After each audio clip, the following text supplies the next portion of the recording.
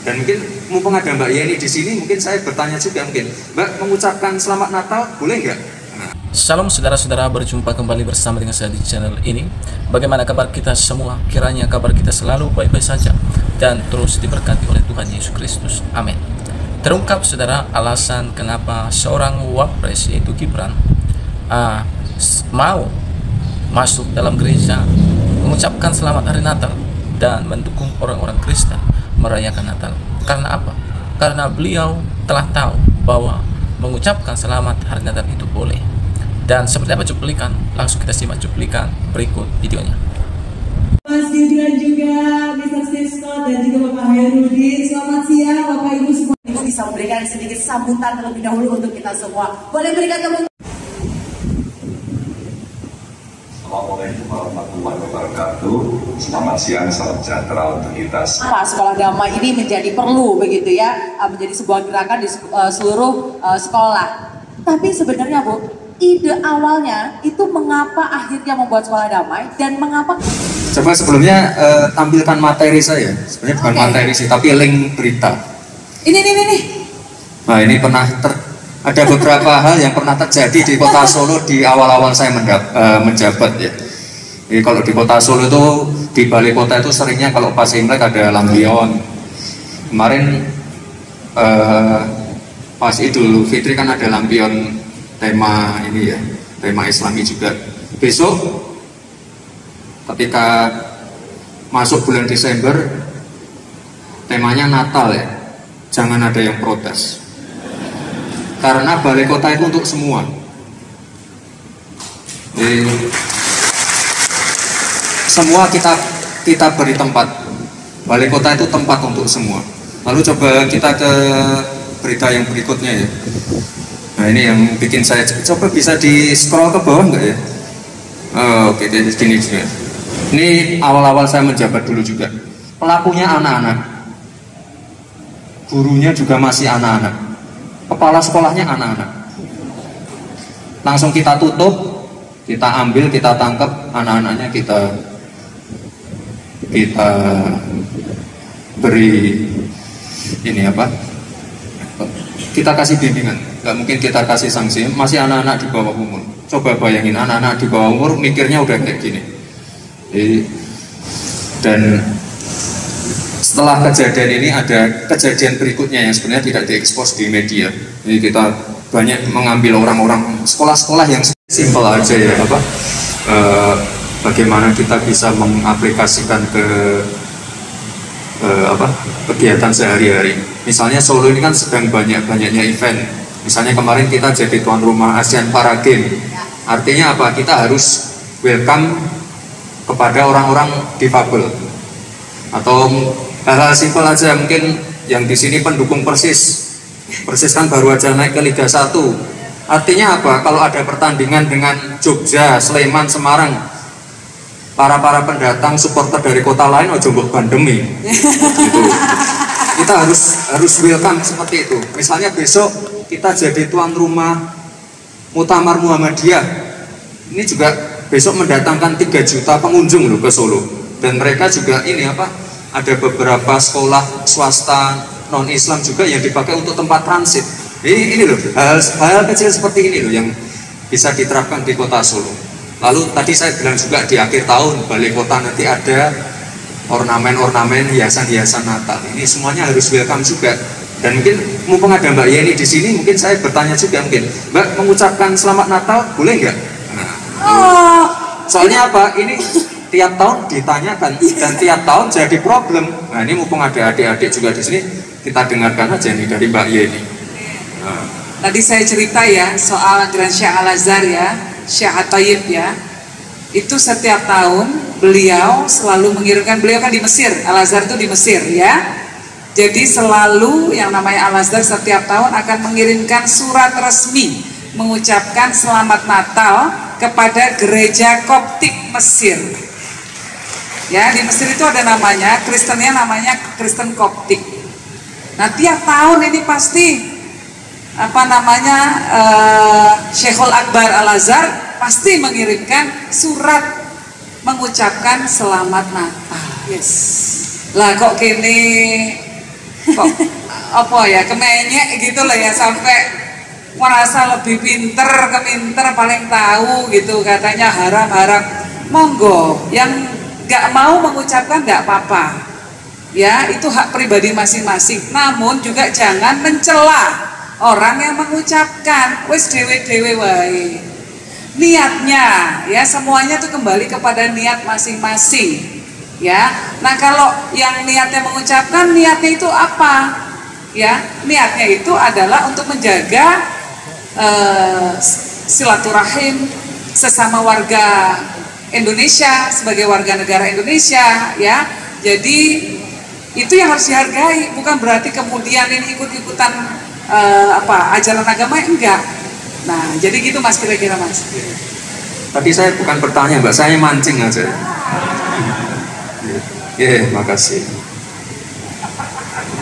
Itu pertanyaan yang gini deh, kalau tadi Mas Gibran bertanya ke Mbak Yeni atau Ibu Yeni, saya yang sebagai warga yang menjadi korban habis kuota internet gara-gara ngeliatin di sosmed banyak yang berantem masalah itu. Kalau bulan Desember mengucapkan terima kasih Mas sudah ditanyakan. Jadi sekarang udah jelas ya jawabannya begitu. Bagian dari ukhuwah kita, ya ukhuwah insaniyah, ukhuwah basariyah, gitu ya, sesama menjaga silaturahmi lah, hubungan baik itu saja. Niatnya begitu saja. Oke, baiklah. Oke, different culture also with religion and everything.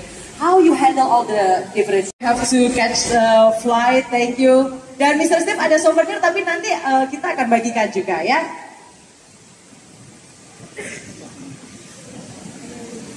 Oke, mungkin kita bisa berfoto bersama dulu, boleh? Secara.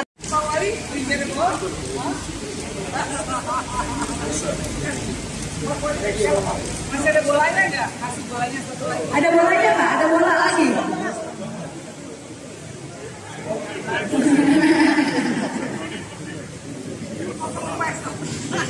Oh, ini kalau bahasa Australia belum disebut.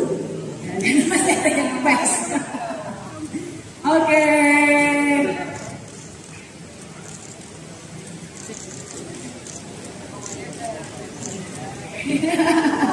Oke, Pak Wali, terima kasih. Ya, oke, thank you, Mr. Steve. Is there another thing?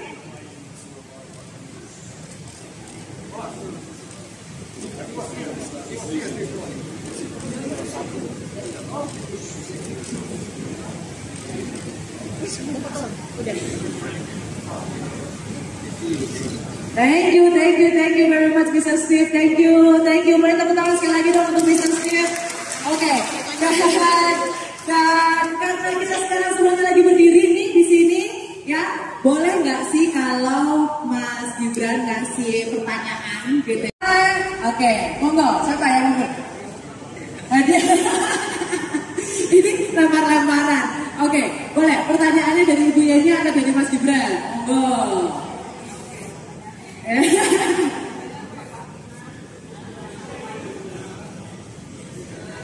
Ini kita batasi dulu, Bu. Ini buat siswa-siswa atau guru-guru boleh jawab? Buat siswa-siswa. Oh, buat semua. Siswa nih. Siswa. Siswa atau guru-guru boleh ikut Mas Gibran? Siswa. Situ enggak, yang cewek. Oke, karena ini kita yang paling tinggi dulu siswa loh ya. Nama saya namanya siapa? Galih. Oh, suaranya banter. Mas Pak Galih. Ada juga voucher GoPay. Oh, ada voucher GoPay. Ya, oke. Coba kamu jawab lah. Nanti kita ini rame-rame kita apa namanya analisa. Sebenarnya sudah ada Mas Gibran. Sini Mas. Menarik. Ya. Namanya siapa Mas? Ardi. Dari mana Mas Ardi? Dari SMA Negeri 2 Kendal. Oh, dari Kendal. Oke, Mas Ardi, di sekolahmu beneran udah damai atau masih ada tuh yang intoleransi kayak gitu tuh? Baik, terima kasih kesempatannya karena saya sudah dipilih. SMA Negeri 2 Kendal ini merupakan sekolah damai juga, walaupun belum secara langsung di bawah naungan Lahir Foundation, tapi SMA Negeri 2 Kendal ini ya, membangun di kota New York. Pernah ada sebuah kejadian di mana umat muslim patungan beli tanah mau bangun masjid, tapi nggak boleh di demo sama kelompok-kelompok garis keras yang menganut Islamofobia, yang nggak suka sama orang muslim karena mereka bilang orang muslim teroris. Itu akhirnya yang terjadi adalah orang-orang Islam di sana mau bikin masjid dihalang-halangi di demo. Tapi kemudian ada 2 orang non-muslim yang membela haknya orang Islam untuk punya masjid. Yang satu orang Kristen, namanya Barack Hussein Obama, Presiden Amerika. Yang kedua adalah wali kota New York, dia orang Yahudi, namanya Michael Bloomberg. Gara-gara pembelaan dari kedua tokoh tersebut, akhirnya umat Islam di New York bisa membangun masjidnya dan bisa beribadah di sana. Nah, pertanyaan saya, ini saya mengundang, nanti boleh komentar siapa. Di Indonesia masih sering kita jumpai orang non-muslim sulit sekali membangun rumah ibadahnya. Nah, coba saya mau dengar siapa yang mau komentar soal ini, silahkan. Nah, ini hadiahnya sepeda yang ini, karena susah. Ayo monggo, silahkan. Boleh nggak? Boleh nggak kalau kayak begitu? Nah, silakan, monggo. Ya, oke. Bapak ada dulu. Oh, mana orang ini dulu ada dia. Ya.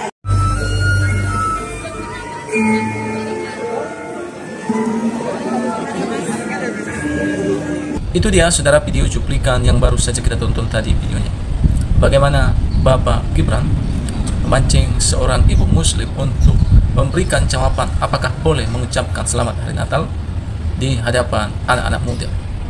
Nah, saudara, beliau melakukannya supaya anak-anak muda tahu bahwa mengucapkan selamat hari Natal itu boleh.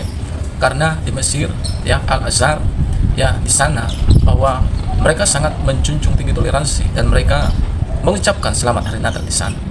Lalu kenapa kita di Indonesia begitu banyak yang anti dengan hari Natal? Dan kita sudah dengar tadi bagaimana ibu muslim tadi dengan jelas mengatakan, ya, dalam mengucapkan selamat hari Natal tidak boleh dipaksa. Ya, memang mengucapkan itu boleh, tapi kalau kita tidak mau mengucapkan, setidaknya jangan menyakiti hati orang-orang Kristen yang sedang merayakan Natal.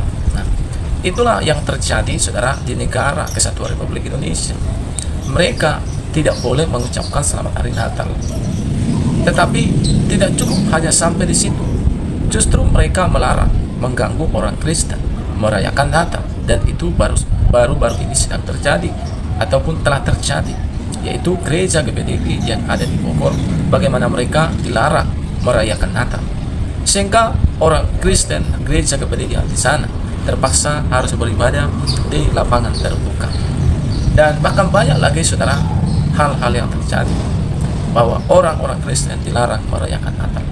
Nah, mau saya katakan mereka ini adalah oknum yang sudah terpapar, yaitu radikal. Mereka sudah tertanam kebencian di hati mereka. Itu sebabnya Bapak Gibran yang sengaja memberikan pertanyaan itu supaya tidak terulang lagi pelaku-pelaku intoleran. Tadi sudah ditampilkan, ya, di layar bagaimana ada anak sekolah, yaitu mereka diajari mungkin di sekolah itu, ya, sehingga mereka sepakat merusak, yaitu kuburan yang ada lambang salibnya. Sehingga apa yang terjadi, Bapak Gibran memberikan kepada mereka sanksi dan sekolah mereka langsung ditutup. Nah, saya katakan Bapak Gibran ini adalah pemimpin yang tegas, pemimpin yang cerdas, tidak banyak neko-neko. Kalau benar, benar, kalau salah, salah. Nah, kita wajib memberikan jempol kepada beliau dan wajib mendoakan beliau supaya tetap apa yang baik yang sudah dilakukan terus dilakukan tanpa takut dan gentar kepada kadrun-kadrun yang mau mencoba merusak kesatuan Republik Indonesia. Kita harus ingat, di Indonesia ini walau kita beda agama, beda suku, kita ini adalah tetap satu, yaitu bangsa Indonesia. Di Indonesia kita lahir, di Indonesia kita berjuang suatu saat, di Indonesia kita meninggal dunia. Nah, ini perlu kita pahami ya saudara-saudara. Kiranya persatuan bangsa ini semakin baik, semakin menjunjung tinggi toleransi. Kiranya Tuhan memberkati kita. Shalom, sampai jumpa di video selanjutnya.